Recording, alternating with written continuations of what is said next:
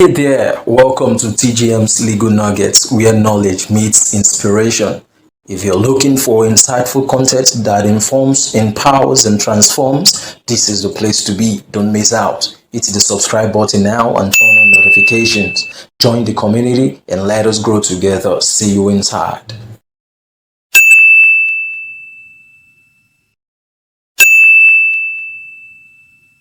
Hello there, welcome to TGM's Legal Nuggets. So, in continuation of our series on financial crime, today we want to discuss a new topic, and that topic is embezzlement in Nigeria. Is it a legalized crime? Because we don't know anyways, we want to get your opinion. But of course, we have one or two things to say. Now, to begin with, we want to make this comment. Money we no get owner. Shey na be the money wey be say the government money for Nigeria.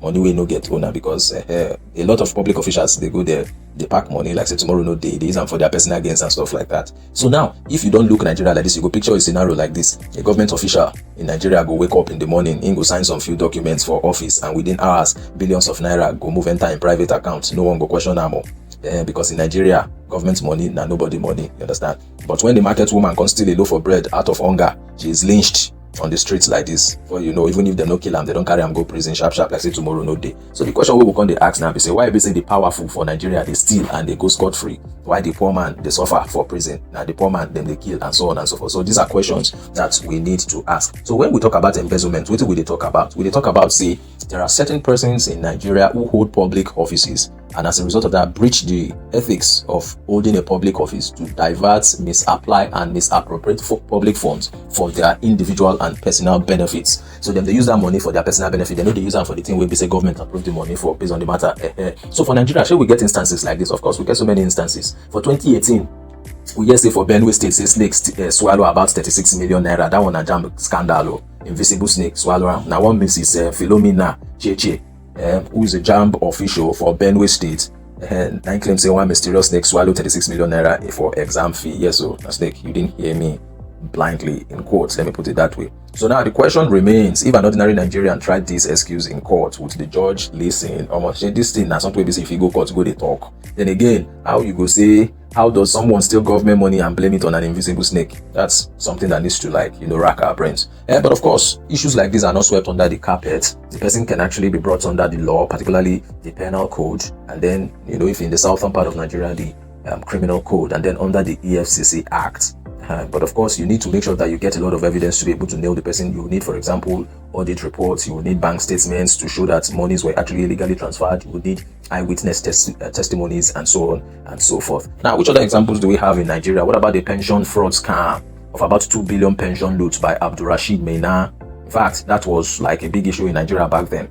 So you could imagine dedicating about 30 years of your life to civil service only for you to retire and find out that your pension has vanished. Man, you'll be so heartbroken.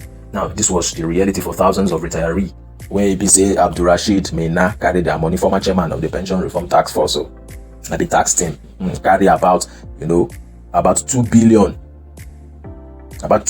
naira, take escape like this, carry them jackpot, come on for Nigeria. Today we don't hear anything about that one. So now the thing we can't do our mind be say, some pensioners actually died waiting for their money while Maina allegedly lived in luxury.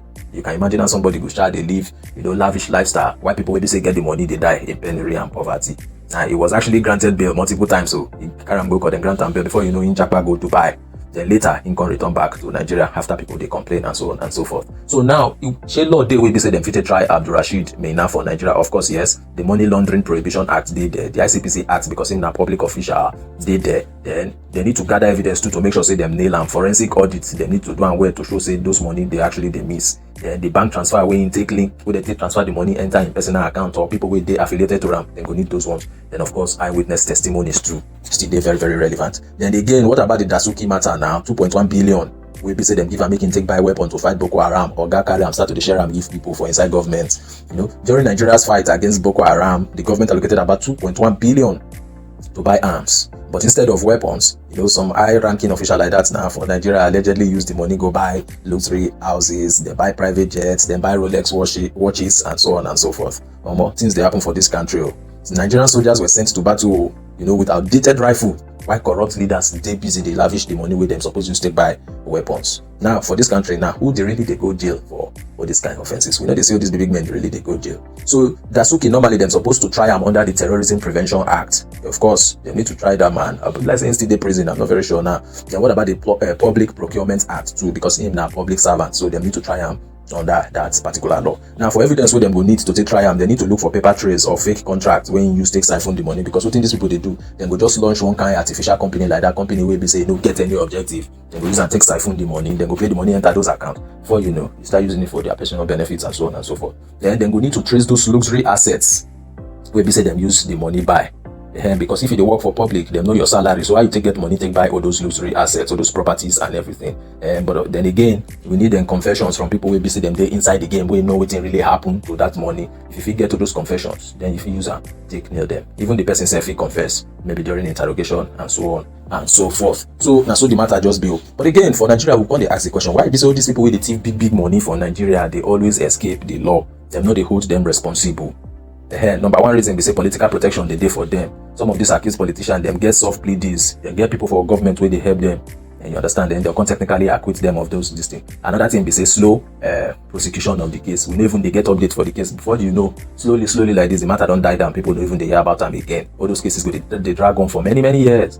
Then selective justice, you get some people will be say and no fit touch for this country. In fact, some people say they claim say them they above the law. So now waiting be the way forward where we fit come put for inside this matter like this, where we fit stop embezzlement of public fund. Number one, make the judiciary different from the executive arm of government and the legislative arm of government. Make judges they raise their own money, make them they fund themselves. They make them they convict both high and mighty, big and small.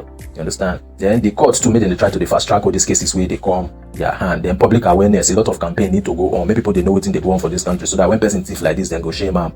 You understand? Then all those things, where all those assets and properties where say those people buy, make them try to recover them. They make them account for them publicly, so that people go feel know what in them use the thing do. So if big thieves get life sentence, why would those petty thieves they get life in prison? Now which kind of message now can they send now to Nigerians and to the world in general? So what do you think for this matter? I want to make una drop on a comment for the comment section, make we know what you think.